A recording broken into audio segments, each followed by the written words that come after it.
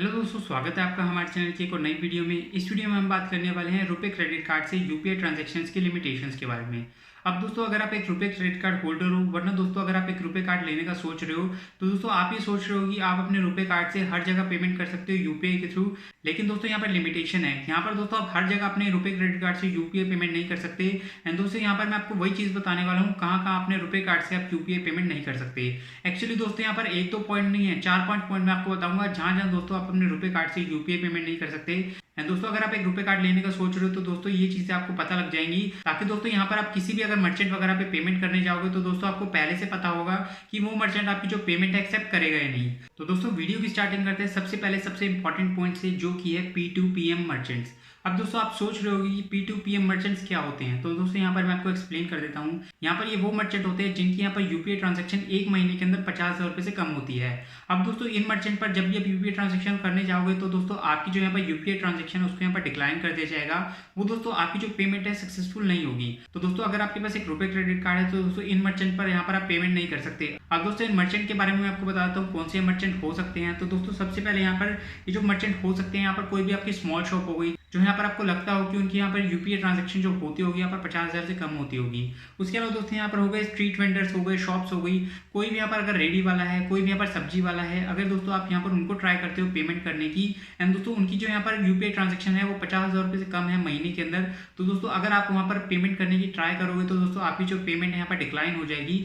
आप यहाँ पर यूपीआई ट्रांजैक्शन नहीं कर पाओगे उनको। तो दोस्तों ये जो पॉइंट है सबसे इंपॉर्टेंट पॉइंट इसलिए बन जाता है कि अगर यहाँ पर आप किसी भी स्ट्रीट वेंडर पे जाके अगर आप पेमेंट करना चाहो अपने रुपए क्रेडिट कार्ड से यूपीआई के थ्रू, तो दोस्तों आपकी जो पेमेंट है यहाँ पर डिक्लाइन हो सकती है। तो दोस्तों इस चीज़ के बारे में आपको यहाँ पर पता होना चाहिए। अब दोस्तों दूसरी लिमिटेशन की यहाँ पर बात कर लेते हैं। तो दोस्तों किसी भी यहाँ पर आप अब दोस्तों दूसरी यहाँ पर लिमिटेशन की बात कर लेते हैं। तो दोस्तों यहाँ पर आपको देखने को मिल जाता हो कि यहाँ पर जो मर्चेंट होते हैं उनका क्यूआर कोड होता है, उस पर आप स्कैन करके अपनी यूपीआई पेमेंट कर सकते हो। लेकिन दोस्तों ये चीज़ आप ट्राई करना, अगर आप पेटीएम यूज़ करते हो तो उसमें आपको एक क्यूआर कोड देखने को मिल जाता है अपनी जो प्रोफाइल है उसमें।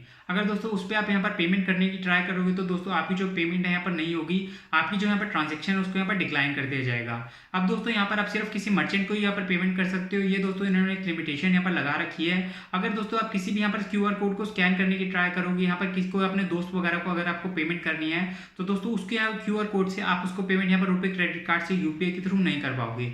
उसके अलावा दोस्तों यहाँ पर आप बात कर लेते हैं अपने थर्ड पॉइंट की। दोस्तों ये भी बिल्कुल सिमिलर होने वाला है। अगर आपके दोस्त की यहाँ पर कोई यूपीआई आईडी है, उससे आपने कुछ भी परचेज किया है, तो दोस्तों यहाँ पर आप उसको तब भी पेमेंट नहीं कर सकते अपने जो ये रुपए क्रेडिट कार्ड है उसे यूपीआई के थ्रू।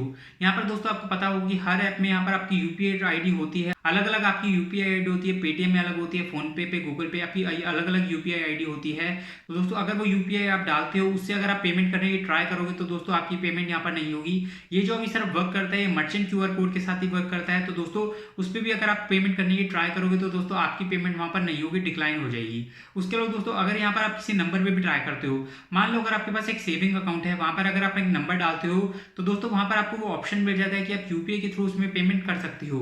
लेकिन दोस्तों अगर आप अपने रुपए क्रेडिट कार्ड के थ्रू अगर ये ट्राई करोगे किसी को भी यहाँ पर पेमेंट करने की, नंबर यहाँ पर डाल के, तो दोस्तों आपकी जो पेमेंट है यहाँ पर डिक्लाइन हो जाएगी, वो भी दोस्तों आपकी पेमेंट यहाँ पर नहीं होगी। तो दोस्तों रुपए क्रेडिट कार्ड में यहाँ पर आपको कोई भी ऑप्शन नहीं मिलता है। यहाँ पर आपको सिर्फ एक ही ऑप्शन मिलता है कि अगर कोई मर्चेंट क्यूआर कोड होगा, दोस्तों यहाँ पर स्पेसिफिक मर्चेंट क्यूआर कोड होना चाहिए। जैसे कि मैंने आपको बताया कि 50,000 से ऊपर अगर उसकी यूपीआई ट्रांजैक्शन होगी तो दोस्तों तभी उस पर आप पेमेंट कर पाओगे। उसके अलावा दोस्तों कहीं भी अगर आप यहाँ पर यूपीआई पेमेंट करने की ट्राई करते हो यहाँ पर क्यूआर कोड से, या फिर दोस्तों यूपीआई आईडी से, नंबर से, किसी से भी आप ट्राई करते हो तो दोस्तों आपकी जो यहाँ पर ट्रांजेक्शन है उसको यहाँ पर डिक्लाइन कर दिया जाएगा।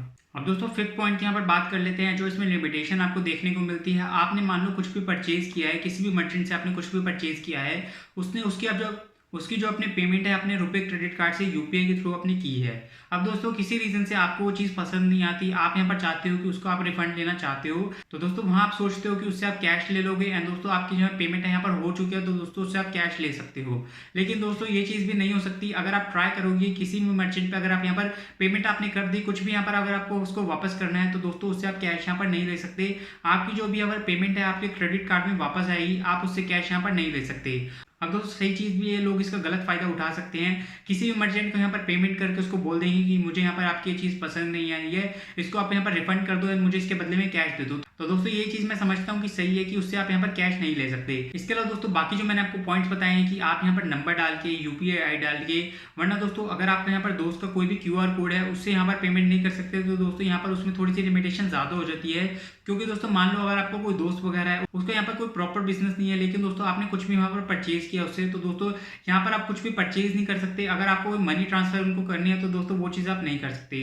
लेकिन दोस्तों ये कैश वगैरह वाला तरीका मुझे ठीक लगा, क्योंकि दोस्तों बहुत लोग इस चीज़ का पहले से गलत फायदा उठाते हैं। किसी भी मर्चेंट को यहाँ पर जाके पेमेंट कर देंगे दोस्तों, अगर उनका वो दोस्त वगैरह होगा तो उनको बोल देंगे कि मुझे इसके बदले में कैश दे दो। तो दोस्तों ये चीज़ तो गलत हो जाती है। इसीलिए दोस्तों आरबीआई ने इसके ऊपर ये लिमिटेशंस लगा रखी है, जहां पर दोस्तों जो फर्स्ट लिमिटेशन जो मैंने आपको बताई थी P2PM की जो लिमिटेशन है दोस्तों, ये भी थोड़ी सी ज़्यादा हो जाती है। अगर यहाँ पर कोई स्मॉल मर्चेंट है, वेंडर है, उस पर अगर आपको पेमेंट करनी है, अगर उन्होंने अपना क्यूआर कोड यहाँ पर लगा भी रखा है, तो दोस्तों उन पर पेमेंट नहीं कर पाओगे, सिंपली इस रीजन की वजह से कि यहाँ पर उनकी यूपीआई ट्रांजेक्शन है वो 50,000 रुपये से कम है महीने के अंदर। तो दोस्तों ये लिमिटेशन मुझे थोड़ी सी ज़्यादा लगी। इसके अलावा दोस्तों जो बाकी लिमिटेशन है यहाँ पर फिर भी ठीक है, लेकिन दोस्तों जो P2PM वाली जो लिमिटेशन है ये मुझे थोड़ी ज़्यादा लगी, क्योंकि जो स्मॉल वेंडर्स होते हैं उन पे भी यहाँ पर आपको ऑप्शन मिलना चाहिए पेमेंट करने का अपने रुपए कार्ड से यूपीआई के थ्रू।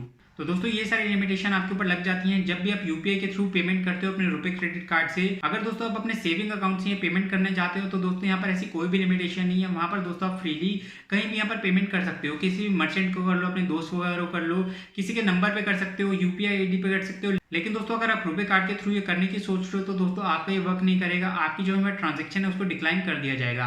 तो दोस्तों अगर आप एक रुपए कार्ड लेने जाओ तो दोस्तों आपको इस चीज़ के बारे में पता लग गया है कि कहाँ कहाँ आपकी जो पेमेंट है वर्क करेगी एंड दोस्तों कहाँ पर आप पेमेंट नहीं कर सकते।